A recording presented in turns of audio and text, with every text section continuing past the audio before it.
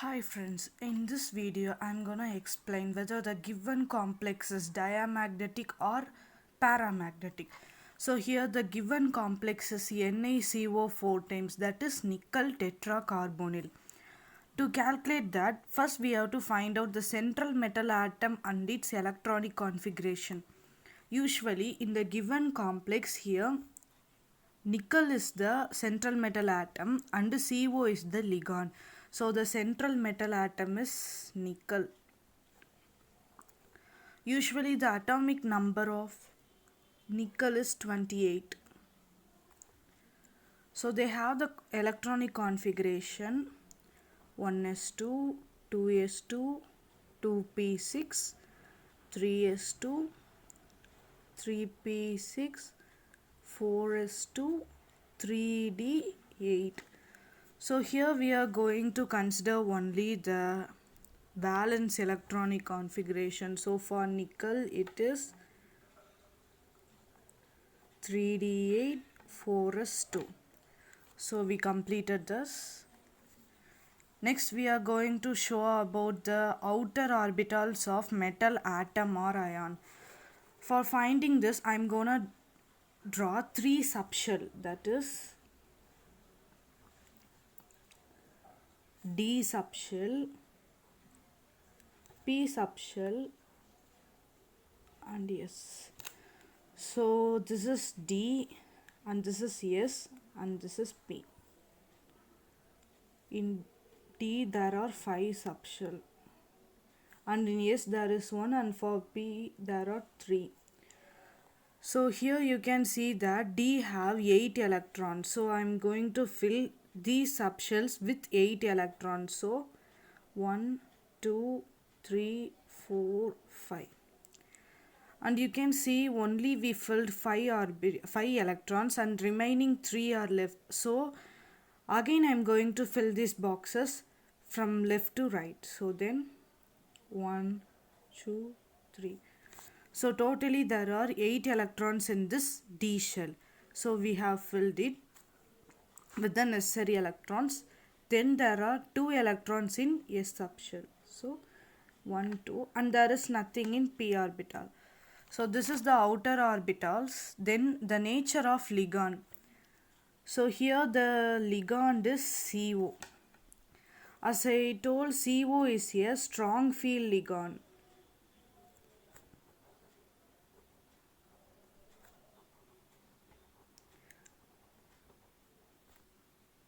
Usually this is like a note.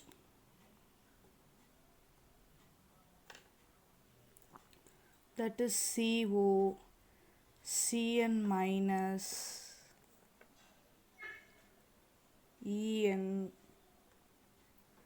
and NH3 or strong field ligand. So CO is a strong field ligand. Strong field ligand is nothing but due to the presence of that ligand there will be the pairing of electrons in the subshell. So next we are going to show the outer orbitals of metal atom or ion in presence of ligand. So note that point, ligand.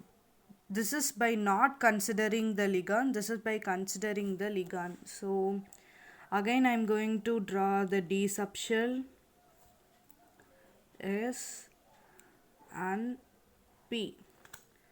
Now there are 5 subshells, 1 and then 3. Usually this is 3d8, 4s2, 4p0. But here due to this strong field ligand there will be the pairing of unpaired electrons. So first I am going to write these 3 as it is because they are already paired. So 1, 2, 3 in first 3 boxes. Then these 2 will be paired and they will be together present in the 4th box. Then due to the pairing effect these electrons will be shifted to the d orbital. So here this. Then it becomes 3d10 and this becomes 4s0 and this is as usual 4p0.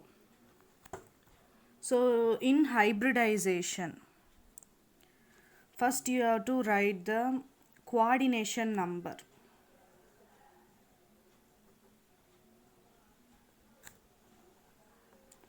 The simple trick I learnt about the coordination number is there we have to observe the outer orbital in presence of ligand.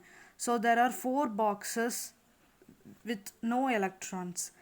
So here the coordination number will be 4, and then we have to write the hybridization.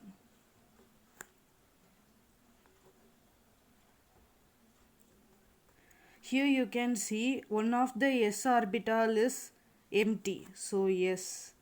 Then these three orbitals are empty, which belongs to p. So sp3 hybridization. Then you have to express the just you have to show the hybridized orbitals. So first I am going to separate these.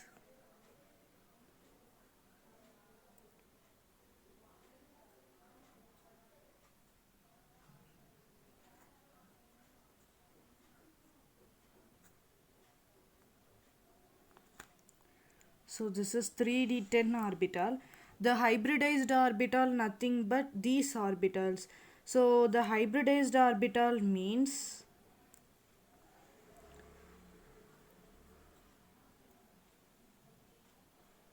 these are the orbitals where the electrons donated by the ligand are present. So here sp3.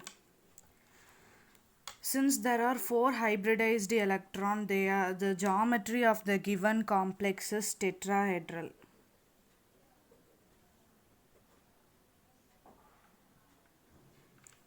And about the magnetic property. For magnetic property, we have to see the number of unpaired electrons.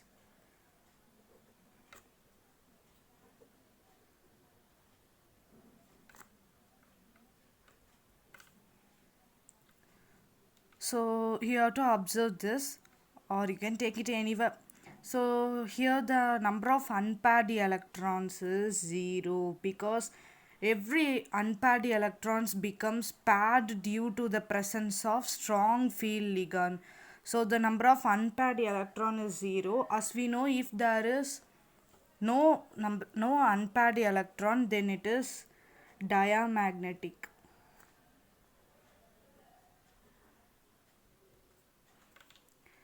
So for calculating magnetic moment by using spin only magnetic moment, there is a formula.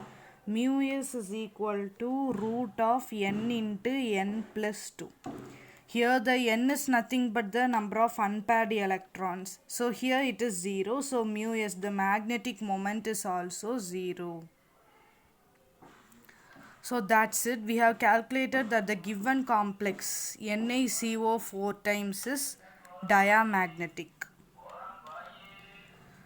And as I told earlier, there are some of the important points which you can use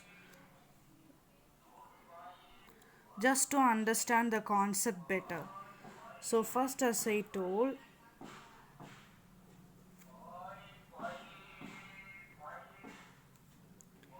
if the coordination number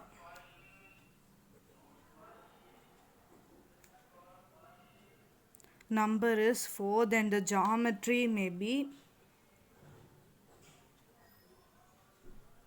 tetrahedral or square planar. But if the coordination number is 6, then it is octahedral.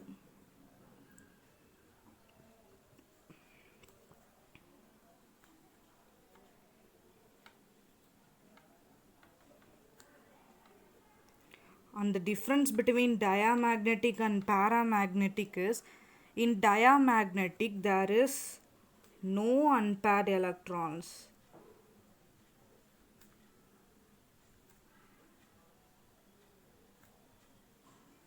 But in paramagnetic there are, which means the presence of unpaired electrons. So this is all about finding whether the given complex is diamagnetic or paramagnetic. You can note these points just for reference. So thank you friends. We'll meet in the next video.